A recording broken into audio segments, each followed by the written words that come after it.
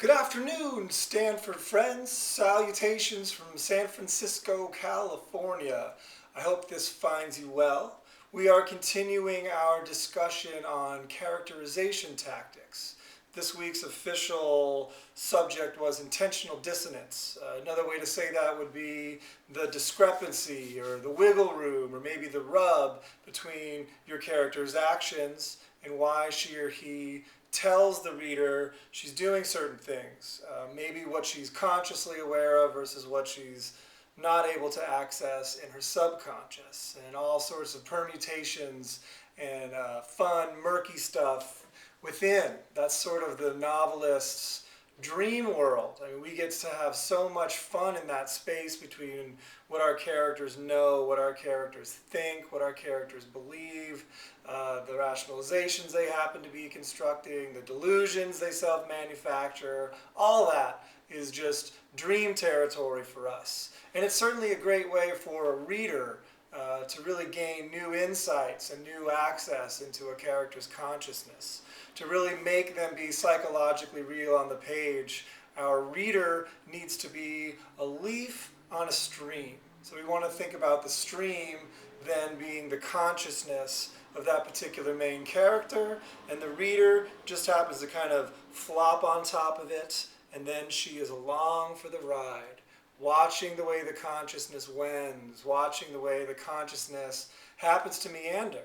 And the more that the reader is embedded or floating on top of this logic system, the more that interaction, that intimacy between reader and main character really starts to solidify itself. I wanted to mention one super secret, triple importante literary idea to you this afternoon. That's right, I said triple importante. So let me check my six. And since it's just us Stanford friends here, I feel comfortable sharing with you the idea of the wobble. That's right, the wobble. So let me explain to you the way this idea works, because it's a nice kind of bonus tool to have in your literary toolbox. So this is an equilateral triangle, or at least it was supposed to be an equilateral triangle. From your perspective over there, I don't have any idea what it looked like. But for the sake of argument, let's pretend that it was, in fact, or it is, in fact, an equilateral triangle.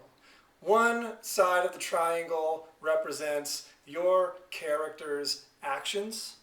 One side of the triangle represents your character's thought process. And the third and final side of the triangle is represented by the reader herself.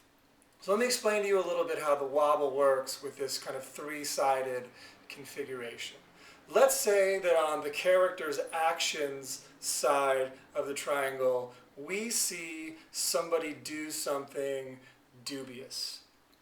As a reader, we're a little taken aback by this action we've just seen them do. Immediately, the character starts to tell us why he or she just did that. The character is convinced that she did this dubious action because of X. And she starts to defend herself, and she starts to explicate why she's done what she's done.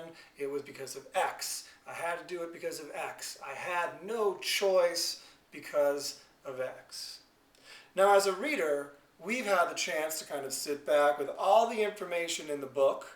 We've seen the action that's dubious in nature. We've listened to the character's thought process. We've heard her kind of self-defense, the kind of propaganda she's constructed to tell us why she did what she did. The wobble then becomes the third side of the triangle. As the reader, we stand back and we look at the dissonance. We look at the slight wobble between the actions and the justifications. We hear this character say, I did this dubious action because of X. And as readers, we're able to stand back and say, no, no, no.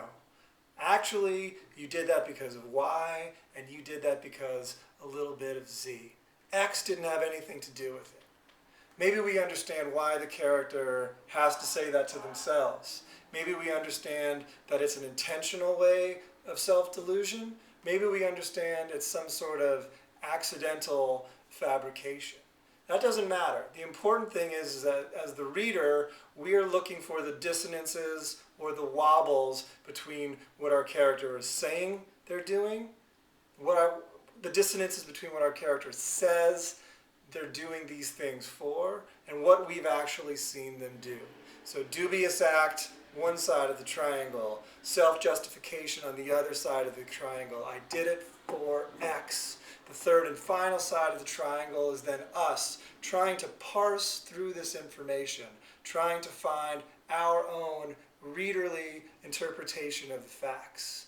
They say X, we say Y, and we keep reading in this enriched way because we're perhaps understanding something about the action that the character, him or herself, might not even be aware of. We're perhaps able to see things in their subconscious via the perch from which we happen to be observing the action. We might have access to their consciousness or to their logic system, to go back to the leaf on a stream metaphor, and be able to see things that they themselves are not aware of or are not allowing themselves to be aware of. So there's really two kinds of intentional dissonance that we're talking about this week. There will be the dissonance from an internal perspective, what's going on inside of your character. She does something, then she justifies it by choosing these words in her thought process, these things she has to say, has to think in order to live with these actions that she might have committed. That would be the dissonance from her side. And then the really fun dissonance comes from the reader's side as we parse through everything and we compile our own interpretation of the facts. In fact, I might even go as far as to say that this will be yet another way to really enhance the reader's experience, to up her activity level in the narrative. Suddenly there's going to be even a more dynamic interaction between the reader and what's on the page as we get in, as we see these dissonances, as we see all this gobbled and juicy and wonky psychology. No easy answers in sight. We're getting in there and we're going through the muck and we're trying to figure out our own interpretation of the facts. Anything we can do as authors to up our readers' level of activity. We can think about reading a book as being the exact opposite of watching television, where the writers and the actors on TV are doing all the heavy lifting and all the hard work for us, and we're just sitting on the couch stuffing fat-free snacks in our face. So that would be the passive side of the experience, and we want our books to be way over here on the active side of the experience. We want to draw our readers in. We want to seduce our readers into this world. And once that seduction has taken place, the best way to keep their attention is to make them feel involved. And the best way to make them feel involved is to give them an active role in the book. And exploiting things like the wobble or these kinds of intentional dissonances between your reader and your main character can be a great way to involve your audience. So as you're writing ahead this week, make sure you're thinking about the wobble. Remember, it's triple importante, so don't go telling just anybody about this. Have fun on the page, Stanford. I'll talk to you next week.